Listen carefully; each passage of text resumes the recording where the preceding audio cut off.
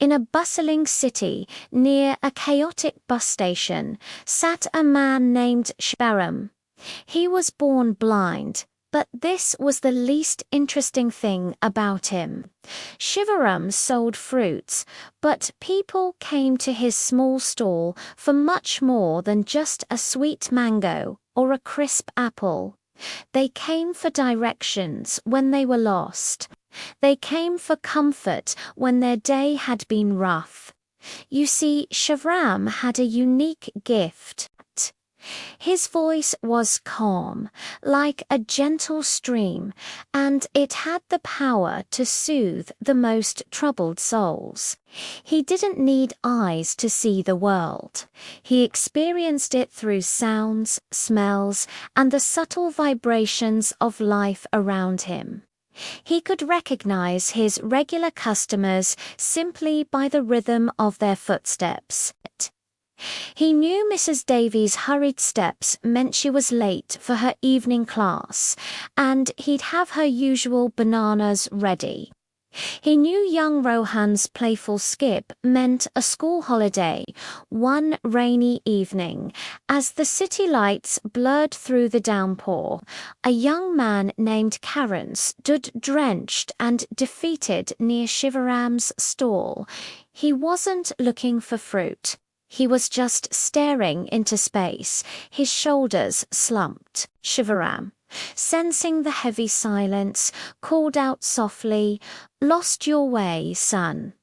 Karan looked up, surprised. "No," he mumbled, his voice thick with emotion. "I've lost my job." Shivaram didn't offer empty platitudes. He just listened. He listened to Karan's story of disappointment, of feeling like a failure. After Karan finished, a long silence hung in the air, broken only by the sound of the rain. Then Shivaram said something simple, yet profound. Sometimes you don't need to see the road ahead. You just need to have the courage to keep walking. A faint smile touched Karan's lips.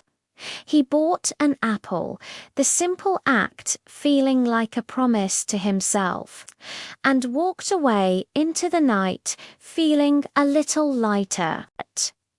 This became a new routine. Months went by, and Karan would often stop by Shivaram's stall. He'd talk about his job interviews, his rejections, and his dwindling hope. And every single time Shivaram would listen patiently, offering quiet encouragement. He never told Karan what to do, but his unwavering belief in him was a beacon of light. Shivaram's words were like seeds of strength planted in the fertile ground of Karan's weary heart. He'd say things like, "A storm only makes the tree's roots stronger," or "The sun is always shining, even when you can't see it behind the clouds." These simple truths kept Karan going when he felt like giving up. Then one sunny afternoon, Karan arrived at the stall, practically bouncing with excitement. He wasn't the defeated young man from that rainy evening. He was beaming. "Shivaram, I got a job. A really good one," he exclaimed. "I start next week. Your words. They helped me more than you'll ever know. You kept me from quitting." Shivaram's gentle smile was all the celebration Karan needed. "That is good news," he said warmly. "Now remember this feeling, and when you see someone else who is lost, help them find their way." Karan nodded, his heart full of gratitude. He felt he had not only found a job, but a mentor and a friend. But just as one storm cleared, another was gathering on the horizon. Disaster struck. The city authorities announced a major expansion project for the bus station. All the small, unlicensed stalls, including Shivaram's, were ordered to be removed.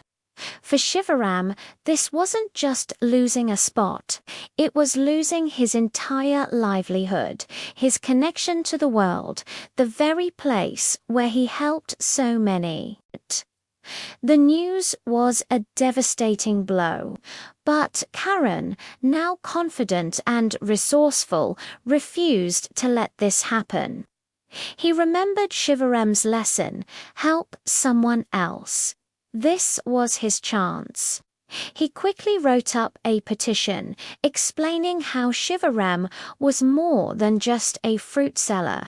He was the heart of their community. He went from person to person, gathering signatures. Mrs. Davy, Rohan's parents, the bus drivers, countless strangers whom Shivaram had guided, they all signed without hesitation. The response was overwhelming. Hundreds of signatures poured in. The story of the blind fruit seller who guided others spread like wildfire through local news channels and social media. People shared stories of how Shivaram's kindness had touched their lives. Faced with a wave of public support, the city officials reconsidered. They not only allowed Shivaram to stay, but granted him a permanent official license for his stall.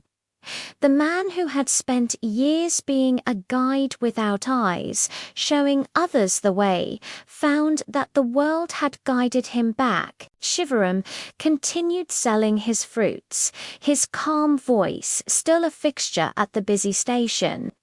But now he was also a living monument.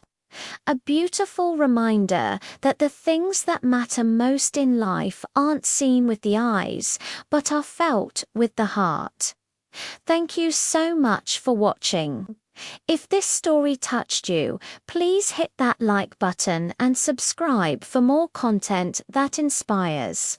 See you next time.